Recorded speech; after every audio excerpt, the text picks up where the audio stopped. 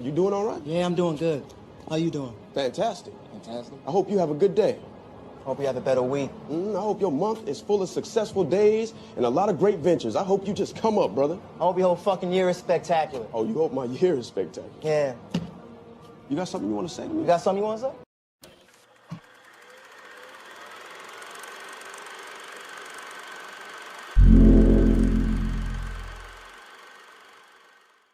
For next week. So, stay along with me here. There's these two youths. To what? What?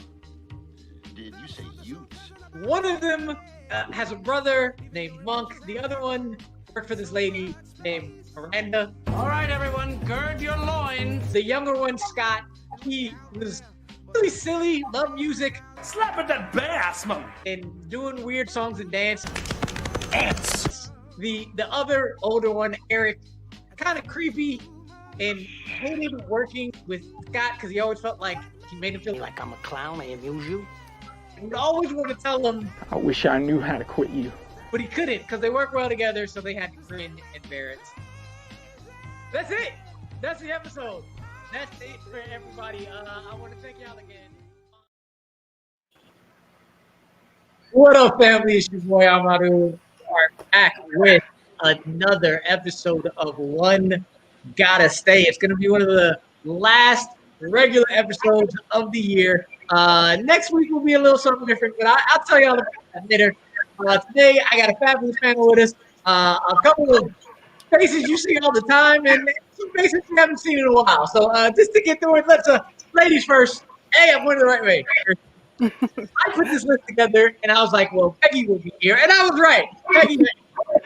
Yeah, I submitted my list without even mentioning a word to you, just in the off chance you saw it. And you're like, threw me out.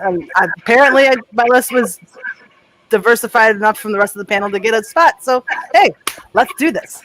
I'm ready to go. And I haven't seen this man in a while. He has come back successfully from surgery, which we're very happy about.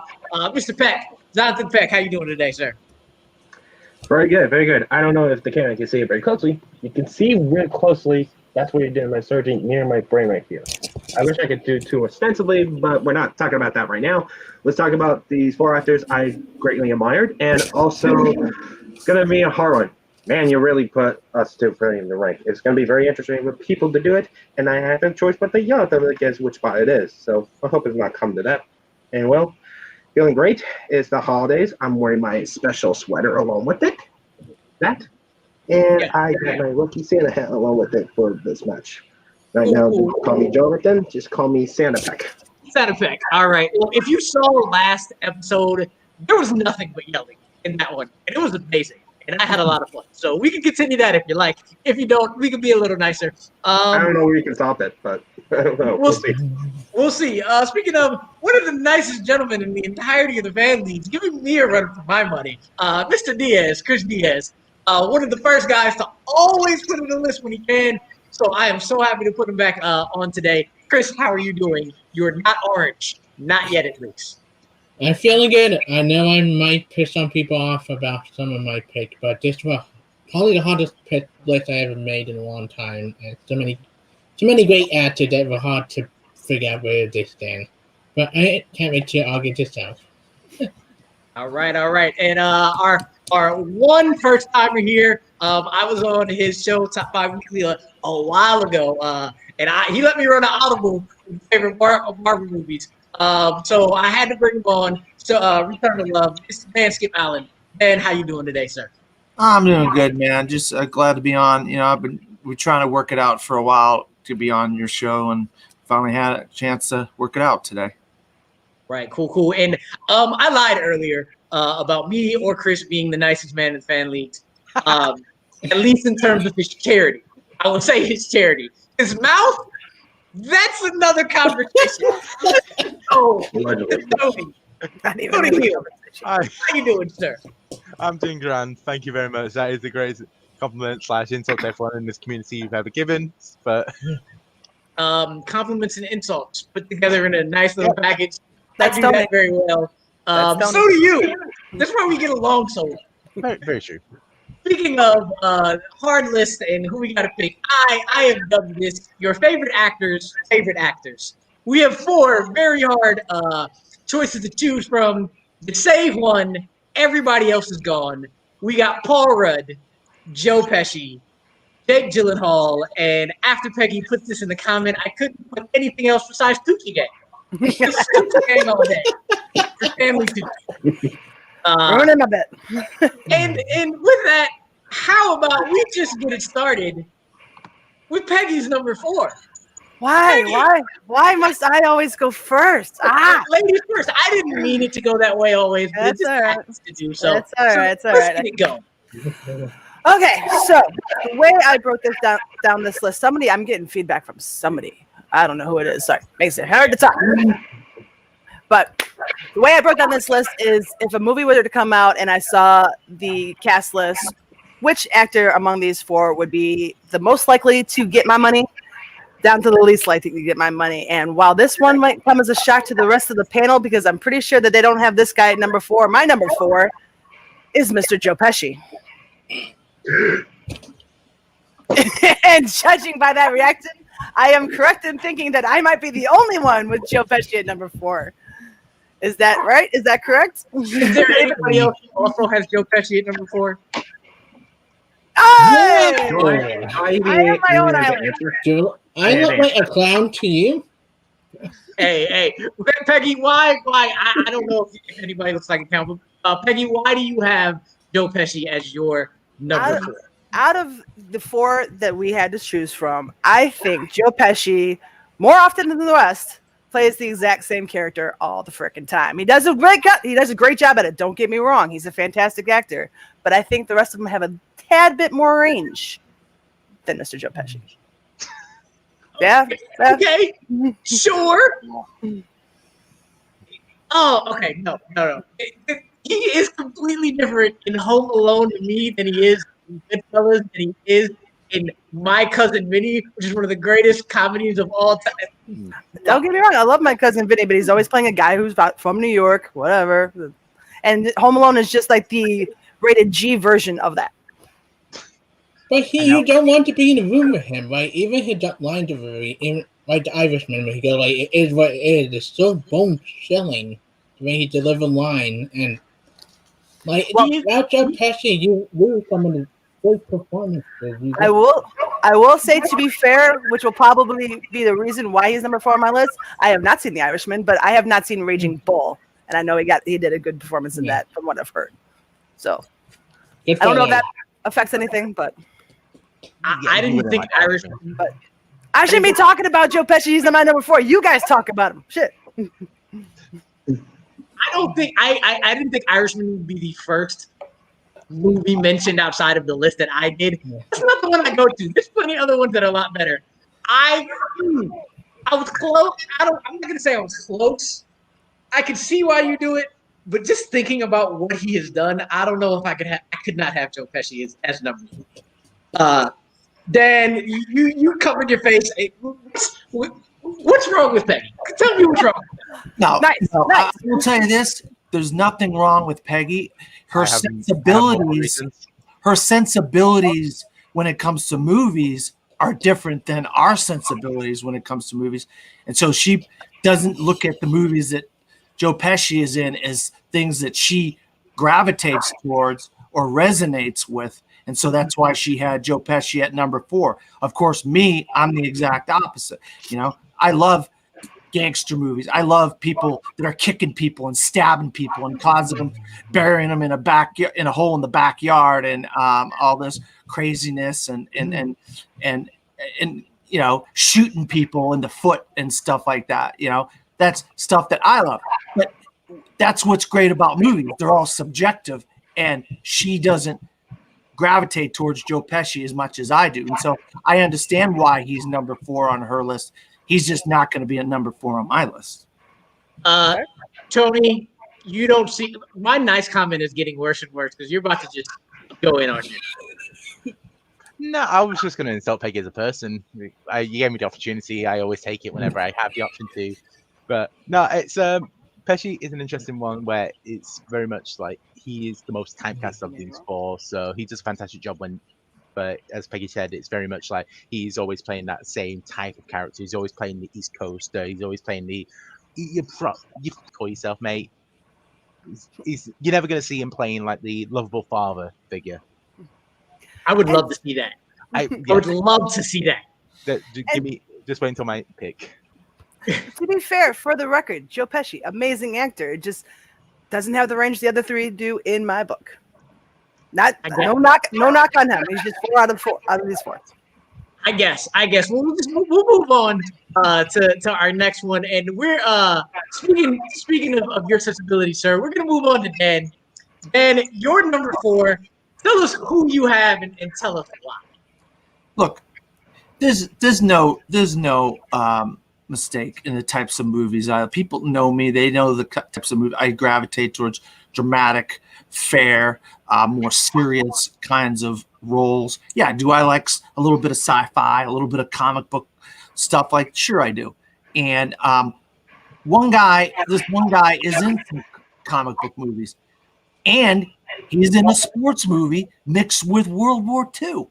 But does that make him better, in my opinion, than the other 4? And that is no.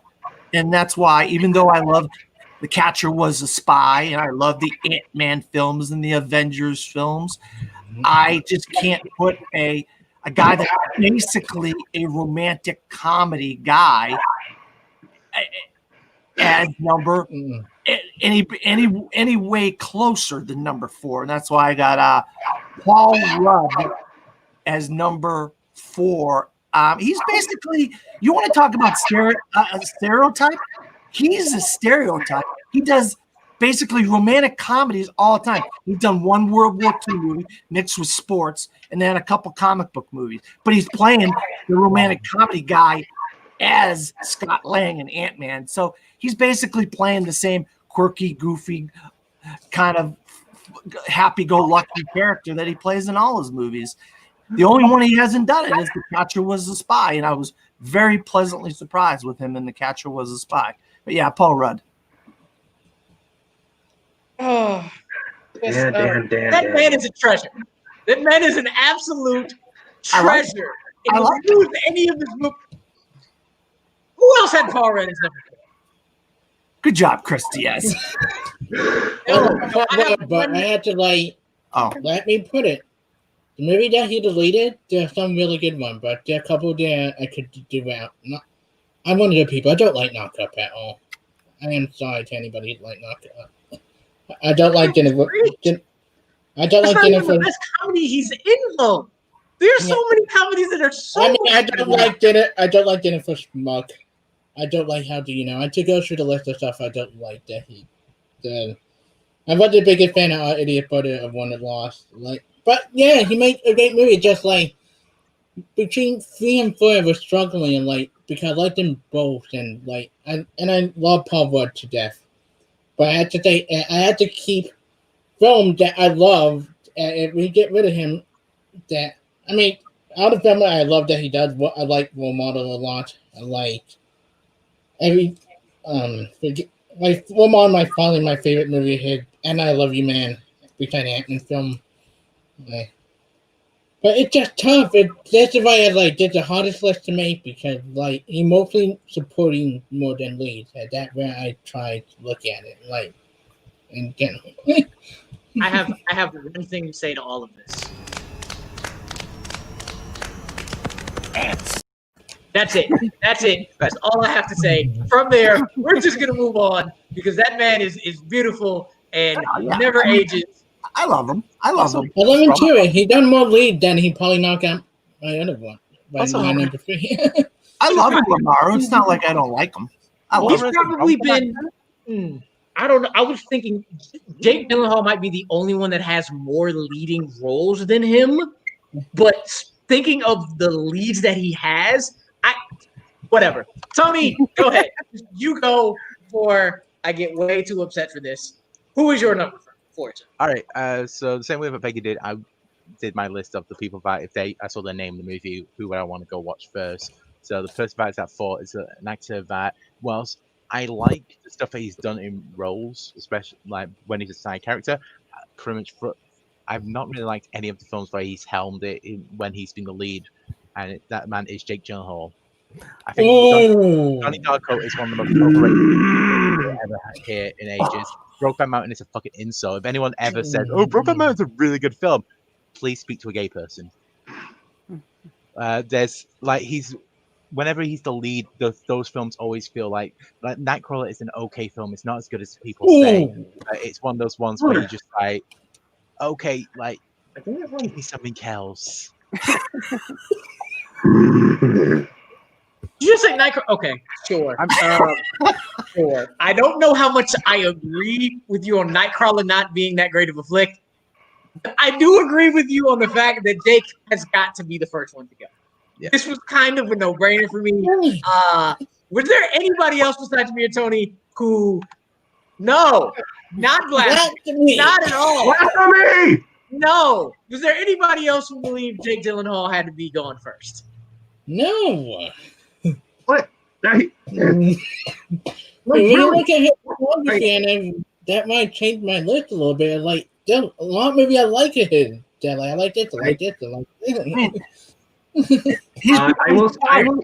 Lately, he has been on fire the last 5 years. I mean, Demolition and Nightcrawler. So many of these just like However, character studies. You also have Life. You also have Everest. You also have Okja, which is the worst Bong Joon-ho movie. Yeah. You have Stronger as well, which is just. Oh, he's good at Stronger. He did in Stronger. I want to say this real quick. Just want to say this to Tony. Literally, what the fuck? Like, like, we're gonna pick it up what Dan said. It's been great 15 years. He's been great like over 15 years. Like, he's barely a character actor with a lean man quality. I mean, sorry. Should have been nominated for Oscar by now. Yeah, he should have won about 10 years ago. He is literally best. Well, I'm not going to spoil the rest of it, but Mike, you get my point. Basically, he is basically great almost every role is in. Even the film is mediocre, at least he's great in it. So I just want to get this out of my chest. Just really, what the fuck? Sorry, Go ahead. I think I should have. And you go through that list. Go through every single one of the movies you just mentioned. Yeah. I will watch all three of the other actors' movies. Every single movie that they played in, I will watch over Jake's. Wow. I will watch. I don't care about Jarhead. Nightcrawler is a one and done. It's a great movie, but it is a one-time. Cool. I don't need to see that again. I don't need to see Brokeback Mountain. Thank you, Tony, for making me never have to watch that ever. Can I make a point, guys? Can I make a quick point? Look at him when he gets. Kevin Feige said they've been trying to cast him in stuff for years, and they finally found. And look what he does with a throwaway, like goofy guy with a fishbowl on his head. Look what he does with Mysterio. I mean, he makes you absolutely hate him. Respect Mysterio's name. Please respect Mysterio. It's like one of Spider-Man's greatest villains. I mean, it's still a goofy villain. You got to be. It's a goofy villain. A guy with a fishbowl on his head. It's been like when they had Spider-Man 4 with Sam Raimi, the one of having Bruce Campbell play it, that would have been really interesting as well. The Mysterio is a fantastic character, especially now with the CGI able to and all the stuff that they're able to actually do, because those scenes were incredible, and Gyllenhaal was fantastic in that role. It's one of those cases as well. He's very good as a side character. If you put him as the main, it just falls apart around him. It just because I will say the only film I can do without is, and we all could agree, is Prince of Persia. That's true. No. My only movie I will watch Jake Gyllenhaal again in is Prince of Persia. That is I will watch that again. I can't think of another movie. I will admit I haven't seen Prisoners. But I can't think of another Gyllenhaal movie that I am dying to go watch. He's great in Prisoners.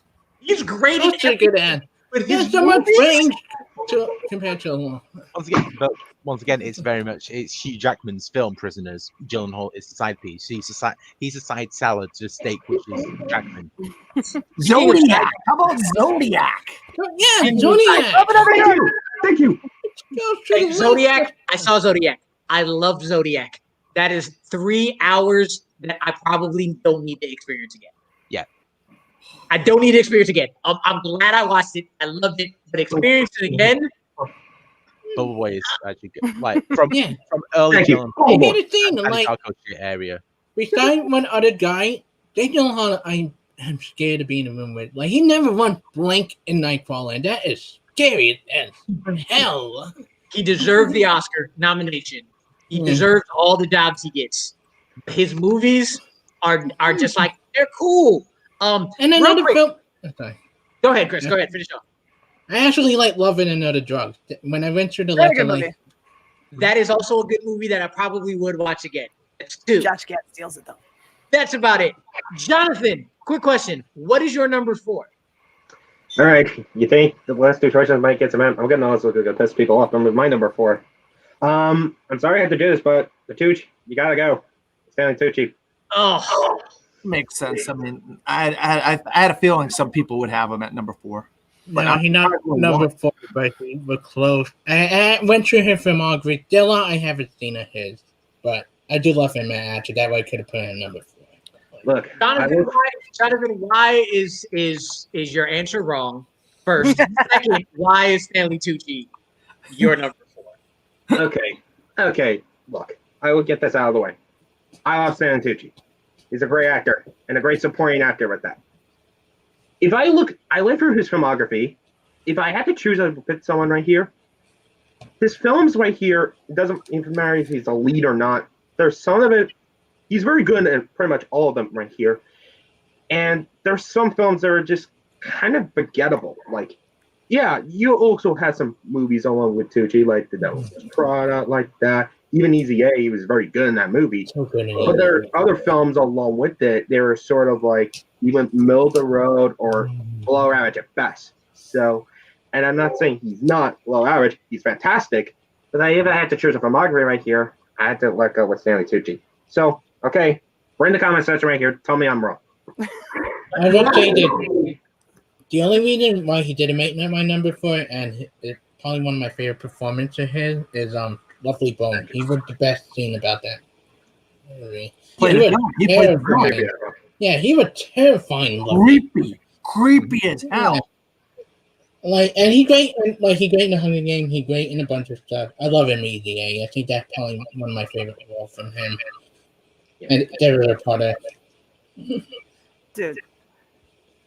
Stanley chews up the scenery every role he has. I'm glad you mentioned Easy A because he had a tiny, small role in that. And he stood out in that movie. He knocked that role out of the park. Any other actor could have just been a forgettable role as Olive's father. But no, you remember him and Patricia Clarkson because they were fucking dope in that role. And I love him. Yeah, and I love him. Like doesn't matter what he's playing, he knocks it out of the park every single time. Yeah. He does. Like I said, he's very good in the role. Like if I look through based on. No, go ahead. Sorry. I was just saying he does, and that is very true. He is one of the best character actors of all time. Yep. Best movie of all time. Spence. Best movie of all time. Anyway, go ahead, Jonathan. Not all time though. I will say, like I said earlier, I like him. He's great pretty much every role he's in. But if I look through his filmography in general, like it just depends on maybe sort of the spendable right here. I had to take his films out of the equation. So that's the reason. Actually, he was so good in that limited role he had in Captain America: The First Avenger. He was so good in that. Would be the one of the number one movies I would hate losing because people always say it's not great. But Captain America: The First Avenger is amazing. I love that film, and he makes that film as well. Yeah. He is one of the best characters in the entirety of Phase 1 because of that. Also, the first Captain America film is so important because it taught the MCU and really comic book films in general. It's like you don't have to just stick to the general philosophy of, okay, you're gonna have a superhero, they're gonna have a fight with this person. You can actually go into different genres. You could go do a war film, you could go do a historical film. So that's why we see more like sci-fi stuff coming out in the comic book scenes and like horror and like Brightburn. If it wasn't for Captain America, we wouldn't have them. Sorry, I missed this. we're not throwing hands. He is one of the best actors ever, but I can do away with his movies. Moving on. Moving on. So after the first round, I got rid of Jake Gyllenhaal. So did Tony. Peggy was the only one to get rid of Joe Pesci. Chris and Dan said something that I don't want to mention, and then Jonathan said another thing. He's not Tucci Gang. I don't know why. He wouldn't have been my number 4. But after looking at a lot of things, he is my number 3. Ooh. He is my number 3, bro. He is my number 3. I had him at 2. I had him at 2, locked in. And then I did what Jonathan did. And then I looked at his movies. I love Hunger Games, the book. But the movies are cool. And yes, Tucci has the biggest filmography. What movies am I losing that I can really be like, really be mad about outside of The Devil Wears Prada? Which, to mention, I'm pretty sure I've only seen one time. And that's it. And I haven't seen again. And it hurts my soul to say this. And I really thought it was going to, my 1-2 was the easiest 1-2. It was going to be which one is 1 and 2, which one is 3 and 4. And then I went over it again. I was like, oh, crap. Oh, I can't. Yeah. So Stanley Tucci is my number 3. So is, it was also Chris's. Was Stanley Tucci anybody else's number 3? Mine. And Dan. Go ahead. It was my number 2, and then I did what you did. I looked at both filmography. Chris, say that again because we were talking about each other. Okay, I said originally with my number 2, then I went through his filmography and a few other, then I had to stretch my list around. And I love Stanley Tucci, I do. I mean, also, Julian, he was so good in Julia. Like, And I can't wait to see Supernova later this year. Apparently, he and Kingpin, I would look at what he had coming up. But I could do out like the Transformers movie where I thought he was so wasted in. And last night, I never want to see a Merlin played by him ever again because that was one of the more bizarre what the fuck opening any Transformer movie. I'm like, what the fuck am I watching? But everything out, like he great in Hunger Games, doesn't have big role, he great in a bunch of stuff. Spotlight he was really good in. I keep forgetting he was in Spotlight. But yeah, number 3, I think if I think some of his earlier stuff, he probably move up more. I think more of his recent stuff than like the 90s stuff and the stuff he started out with. I just want to quickly say about the Transformers series to Tucci, you can't blame a man for wanting a new house. There's some with most actors you see those ones where it's just like they end up like doing one movie just like going, oh, so how big was the paycheck? That was his. So how many films did you make after the fact because you were able to live off the Transformers money for a few years? Even like something like the Hunger Games, he managed to make the role fun, but Transformers just like so bad. Like I said, any role he plays, he knocks out of the park. He is amazing, but again, those movies just I can't go back. It's not that I can't go back to. I will say I forgot about Julia, so that hurts just a little bit more. But looking at the other two and the movies I'd have to lose for the other two, I can't do it. Dan, anything you want to add about why Stanley Tucci is your number 3? Well, yeah, I mean, he I love his filmography. I mean, he is able to bring something different to these roles, even though he's kind of one of these actors that is kind of not the greatest as far as like being able to imbue himself into roles. What you see in Stanley Tucci is what you get most of the time. But what he does is he'll use like hand gestures. He uses wigs and hair, and he does different things with these performances to create something different in every character, even though he's not the most obvious guy that can put himself into these movies, if you understand what I'm saying. And Supernova is a legitimate shot this year for him to get an Academy Award. So this might be the film that says, okay, now look at Stanley Tucci's filmography. Look at all these great movies. And obviously everybody points to The Devil Wears Prada. And I do like him he's the hairstylist in the Hunger Games or something like that. He the whole master, Lutarf Heavensby or whatever the guy's name is. I can't remember the guy's name. He's a Flickerman. He's the announcer. Greatest smile in the game. All that. Yeah. Yeah, he's great in the Hunger Games. I love him. Like Chris said, Lovely Bones, man, he is as creepy as hell. I couldn't put him below, at number 4. I had to put him above Paul Rudd, in my opinion.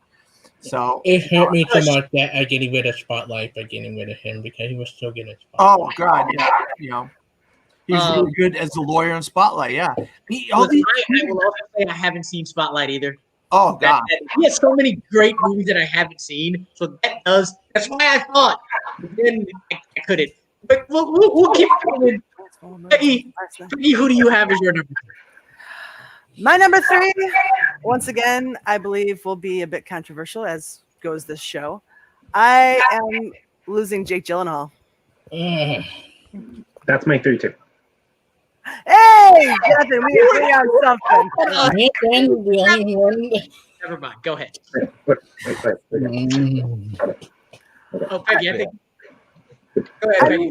Like I said, my reasoning, my logic behind my list was which of these 4 actors is most likely to get my money. And don't get me wrong, I like all 4 of them, but I'm going up down the list, and I gotta lose Jake because he, like you said, he plays he can play a romantic lead like he does in Love and Other Drugs. He can play a soldier like he did in Scarface. He can play a psycho as well as anybody can. But I mean, I don't know. There's a little bit of something about him that just kind of gives me because he plays psychotic so well, it gives me a kind of a creep factor. So yeah, he's very much at this point. If you put him in like a little family drama, like that Instant Family movie that came out like 2 years ago, if Jake Gyllenhaal was in there, you'd be watching it just going, so when are you going to kill the children? when do we find out this is all taken out of your imagination, you creepy man? That's the face you make right there. Jonathan, why is Jake Gyllenhaal your number 3? Same thoughts as Peggy. He's great. And he's great pretty much every role he's in, whether he's a lead, or be a good guy, or a bad guy, or somewhere in between. He's great. Like Nightcrawler, Stronger, and even October Sky, very young appearance of his career right here. He's fantastic. If I really look through his films again, though, yeah, they're all great movies, but some majority of the films, they're majority one-time watches. But Nightcrawler is a great film, but I don't rewatch it all that much, though. And even that one with Enemy, that movie, Enemy, he's great in it, and the movie is good. I don't go back to rewatch it. So it's sort of like the type of thing and scenarios right here. So that's the reason I have him my number 3. Yeah. I agree with you. So let's just move on. Tony, you're number 3. Okay, so my number 3. So it's very close between my 4 and 3. The only reason why I have this person as 3 is because I love some of their films more passionately, and I'm also angry at this person for retiring, because we lost 10 years where we could have had him doing some fantastic work instead of we saw how De Niro's career went in going into comedies like the Meet the Parents, Meet the Fuckers. Those movies would have been so much better if Joe Pesci was doing it. If you had the Michael Savini actor, that's like him playing, like as I said earlier, playing the Liverpool father, playing that guy, playing like the cheeky chappy, like older guy, like in Silver Linings Playbook, stuff like that. If he took the De Niro role, it would have been so great. But instead, we lost him for 10 years. And personally, I'm not a big fan of like crime films. I don't like Goodfellas that much. I won't go out and watch any of them. So those films, I don't have that much of a connection to. But it's like Michael Savini is fantastic. The Home Alone series, he's great in. And it's like, if he did more of them, the list would be higher. But instead, it was more off the more like gangster stuff, which I'm just like, meh. More of this, please. The 2 youths. We need more of that. Like Lethal Weapon as well. Like it's just like give me more comedy, but I know it's a dangerous thing, but sometimes it happens. Did anybody else have Joe Pesci as their number 3? Already gone. Nope. He was. All right. We're gonna go to everybody's final 2. So me and Jonathan have Paul Rudd and Joe Pesci left. Tony and Peggy have Paul Rudd and their Tucci gang. And then Chris and Dan have Joe Pesci and Jake Gyllenhaal. So moving in from there, we'll go into the numbers. And going into this, I kind of messed up people's list once or twice, so hopefully I still have the numbers right. One person has Paul Rudd, 2 people have Stanley Tucci, and 3 people have Joe Pesci. So what I would like, we have somebody on an island, and I would like that person that is on that island to say who kept Paul Rudd and why. And here's why. Slap at that bass, man.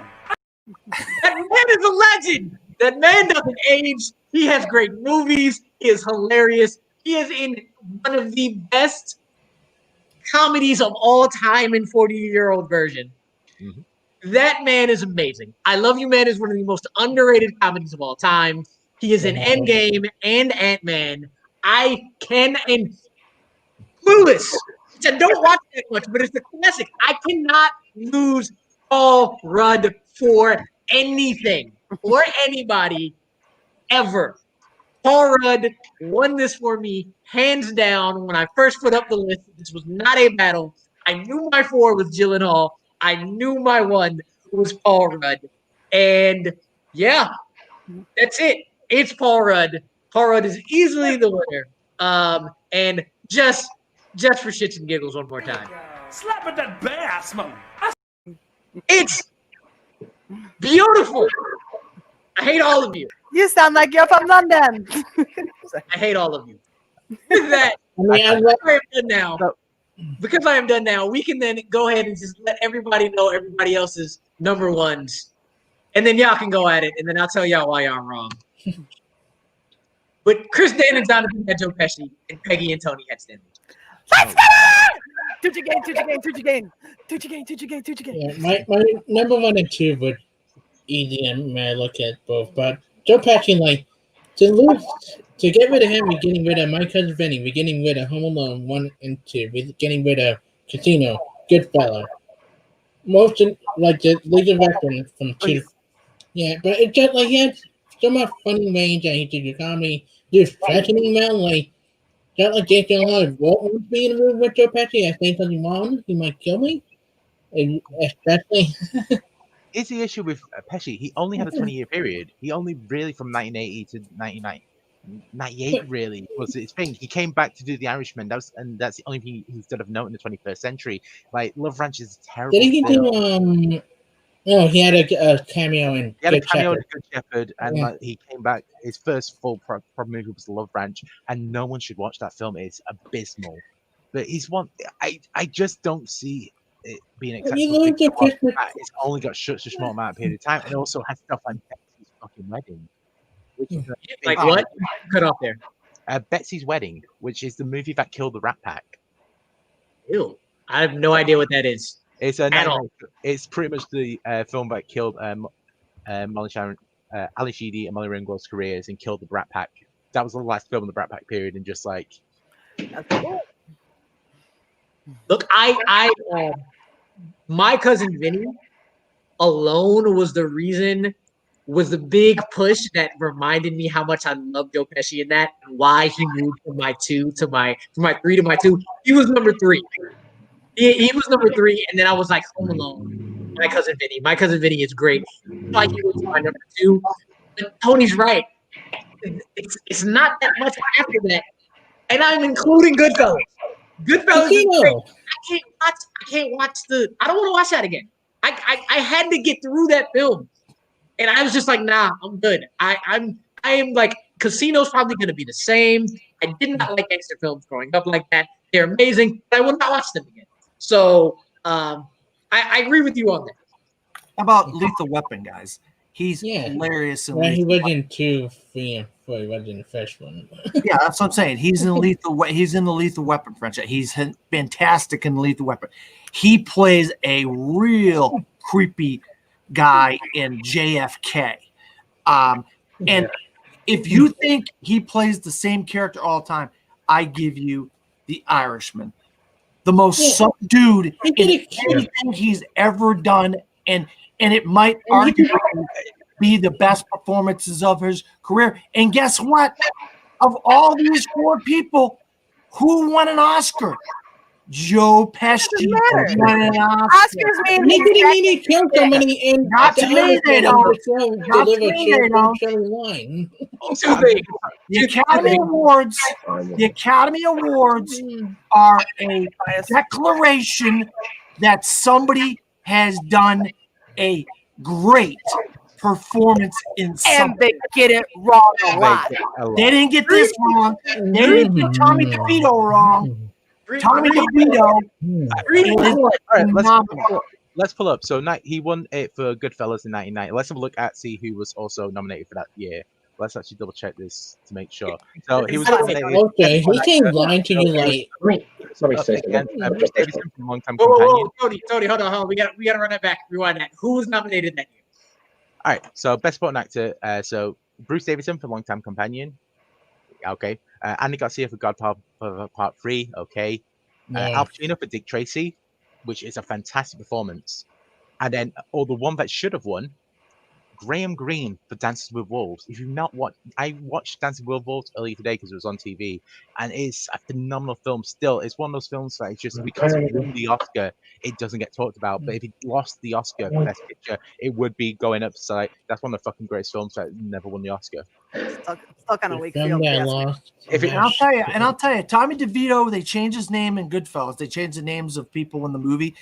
He actually played a real guy, Tony Spilotro from Chicago. And I know people that know about Tony. This is how he was. This is exactly how Tony Spilotro was. He was this crazy man. And he would just spontaneously do stuff like shoot people in the foot and crap like that. I mean, Joe Pesci, to me, is the best by far of these 4. I mean, by far. I agree to a point. I think they're kind of all on the same level. The one thing about the Oscars, Pesci deserves an Oscar, but so does Tucci. And so does Gyllenhaal. And when it comes to the movies to watch, I am never watching Irishman. I am never going to watch Irishman after going through Goodfellas, after going through Godfather. That is not happening. And speaking of Lethal Weapon, if you didn't watch that episode, Lethal Weapon was number 4 for me in my franchises. I love it, but I don't need it. Peggy, Tony, we were talking about Pesci. Hold on. Actually, my number 1 too. So let me give it a say on this. All right. Go ahead. Since we're talking about Pesci, let's keep it on there. Go ahead, John. All right. So he was like, "Oh, we're not gonna miss much for Pesci." Hello, we're sort of gonna miss Home fucking Alone. Like seriously, like it's legit one of my favorite Christmas movies of all time. He's great in it right here. And then the funniest part right here, he was trying to curse without being cussed out with it. So it's like watch the movie that made it will open your eye to how crazy they shot it. Yeah. And also we might lose Goodfellas, we might lose JFK, we might lose My Cousin Vinny, we might lose A Bronx Tale, we might even lose With Honors, and we might even lose Once Upon a Time in America. It is legit. They're fantastic movies along with it. So and is a very versatile of an actor that a lot of people give him credit for. Like, he really coming in drama very well, though. And sure, he wasn't retired, too. He's actually got the money about it. It's like, dude, I've done everything right here. Even I have a short filmography. I might go on top. So, yeah.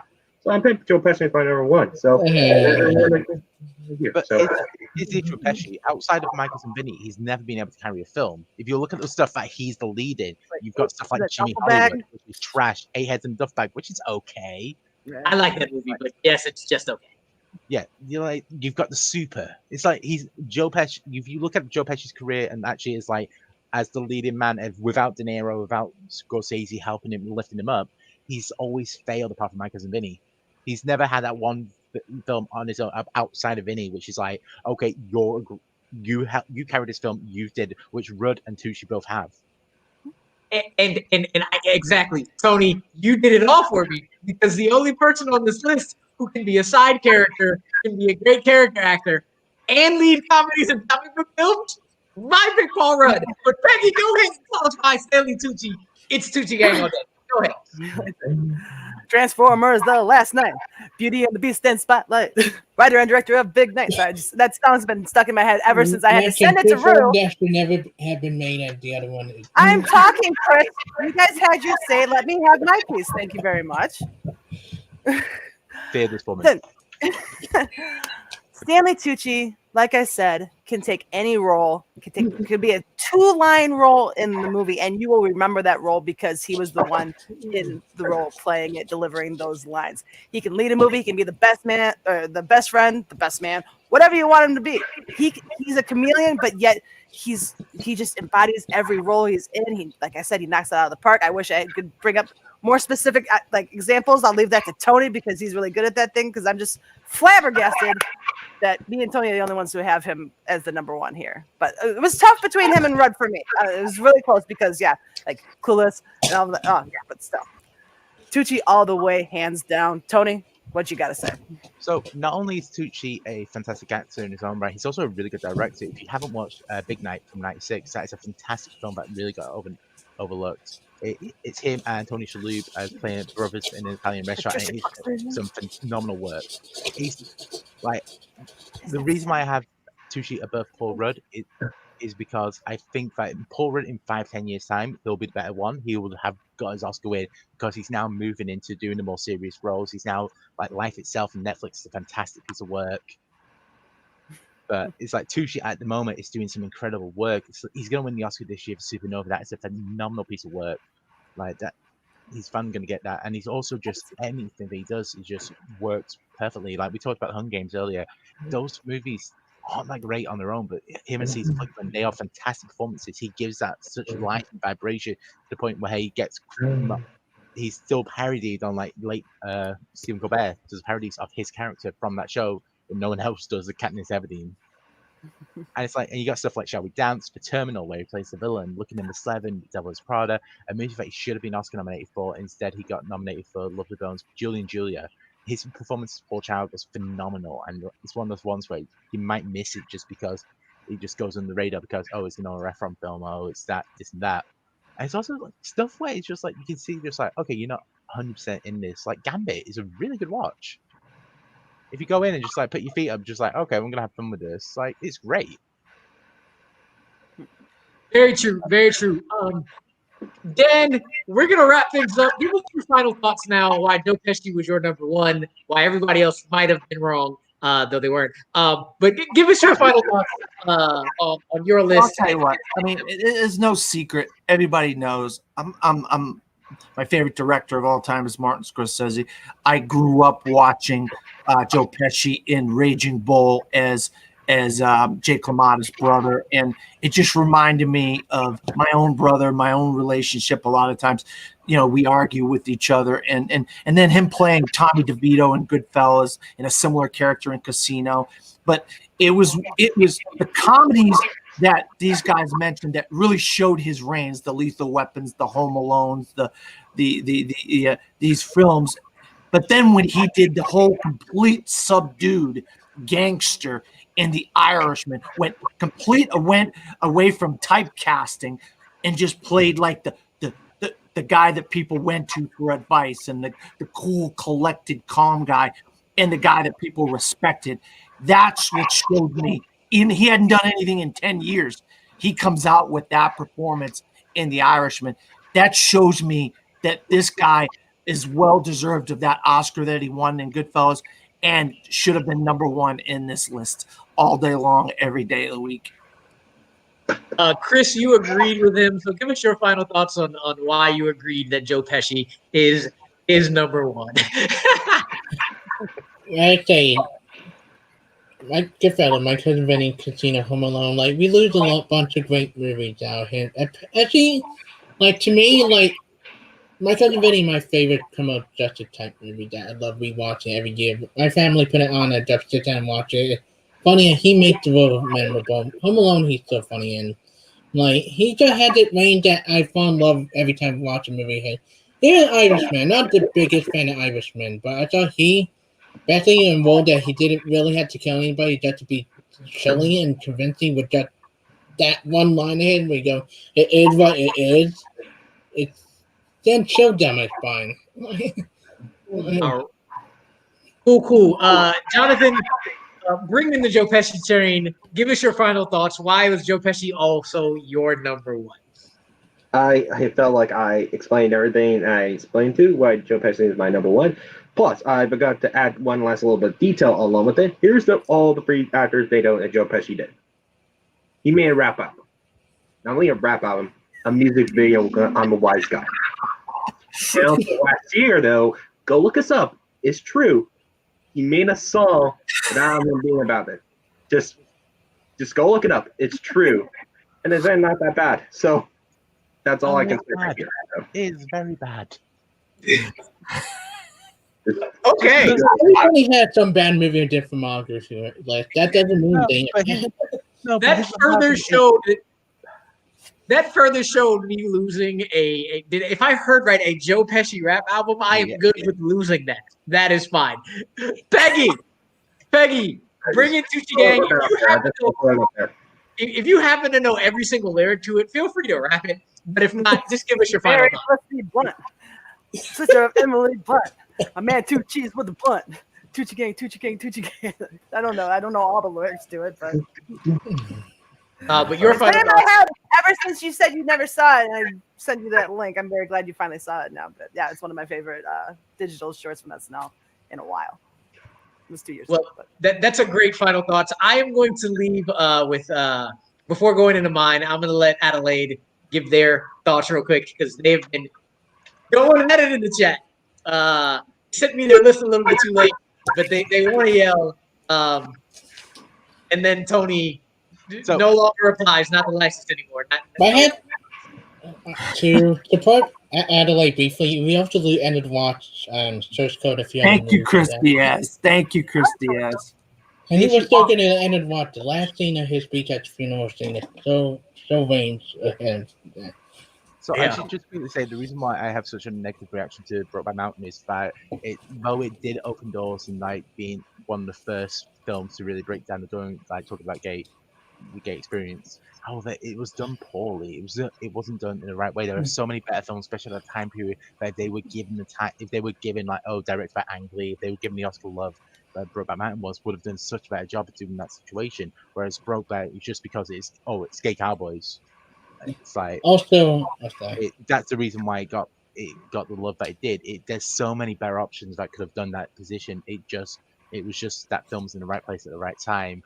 It's one of those situations where it was the first to go through the door, but it shouldn't have been. Also, you want to see another great performance? Watch Nocturnal Animal with him. Ooh. I haven't seen that one. Good job, Chris. I had to mention that. I haven't seen that. There's a lot of movies I haven't seen that I should. Looking at what they're like, I would probably watch Ant-Man again and Endgame again. I Love You Man is probably my favorite comedy, which is very weird. I just absolutely love I Love You Man. I think 40-Year-Old Virgin is the best comedy one of the best comedies of all time. Top 5. Dan, what's going on? He is a third-rate Steve Carell. That's happening. That's happening right there. Oh my gosh! Should have brought that up earlier. That is hilarious. We're going for another 5 minutes. No, absolutely not. Because Paul Rudd and Steve Carell are both first-rate comedians and actors in the first place. And funny enough, you didn't even mention Anchorman along with that. So. I am not a Will Ferrell fan, so like Anchorman, I can't. But then, boy, if you don't get, good job, Marlo.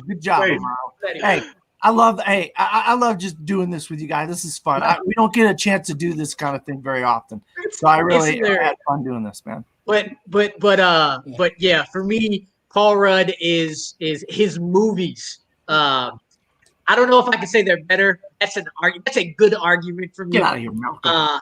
Especially because Carell has done more dramatic roles. Honestly, I So, think so I'm not sure, but I absolutely love Paul Rudd, and I love his movies. Having to lose those movies, I couldn't do that. And the man I feel like he's just amazing. All four of them are amazing. As I had mentioned, Tucci was my number 2 until I remembered everything I love about My Cousin Vinny and how much I love Tucci as an actor, but not necessarily the movies he's in. And then same thing with Gyllenhaal. He should have been nominated. He is a great Mysterio. But again, movies, they're cool. They're all right. But with that, we end with Peggy and Tony being Tucci gang all day.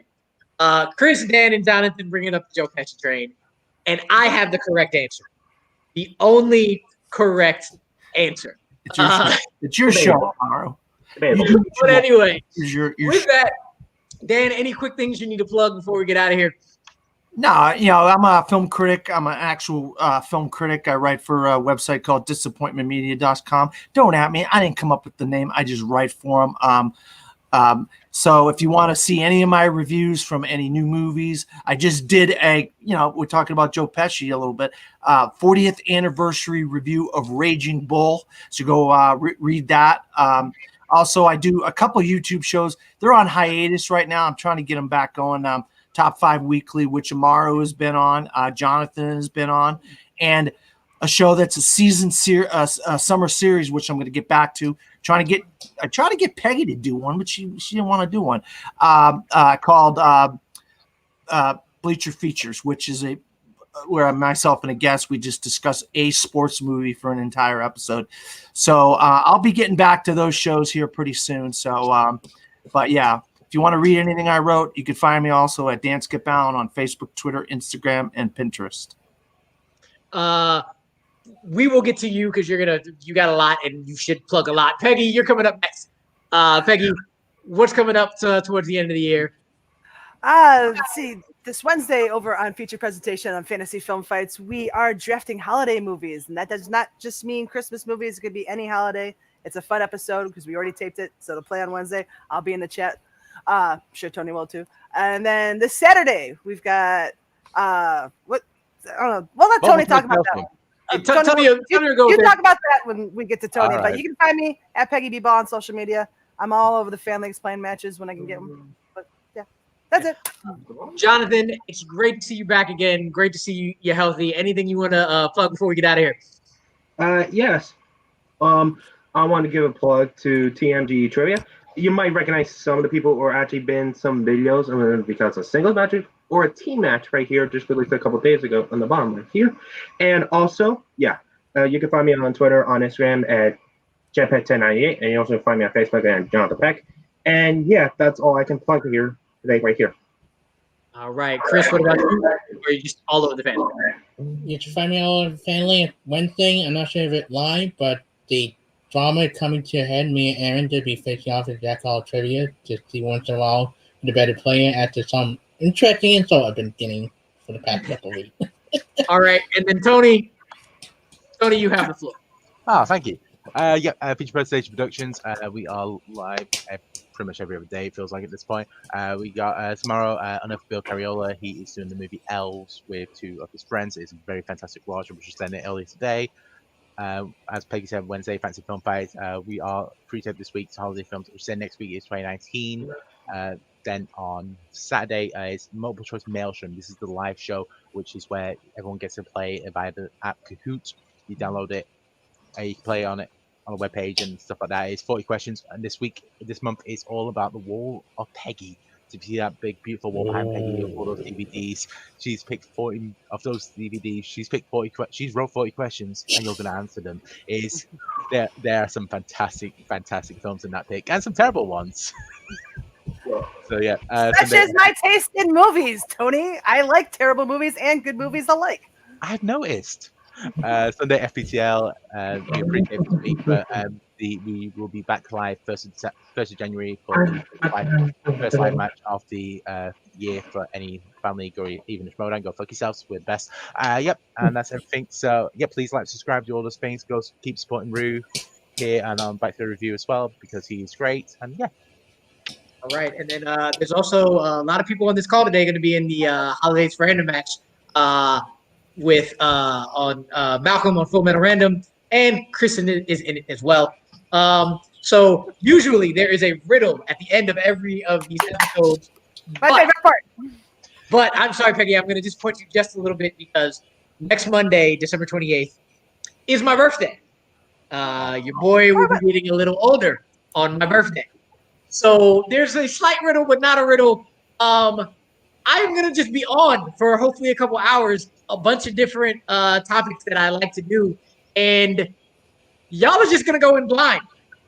Because it's my birthday, I'm going to go over my favorite topics. I'm going to reach out to people to try to be on for certain ones. If you haven't been on, come on. If you have been on, come on. We're going to just yell at each other about some of my favorite things. You would probably guess what some of my favorite things are. That goes from music, that goes to movies, that goes to a bunch of different things. So if you would like to be on, just let me know what. I will post what those categories are. And then on the spot, tell me what would stay, tell me what would go. Laugh, yell, fight, all that goodness. But for Peggy, for Jonathan, Dan, Tony, and Chris, that has been another episode of One Gotta Stay. Peace. What? Bro, what are you talking about, man? Bro, I'm out, man. That nigga's tripping.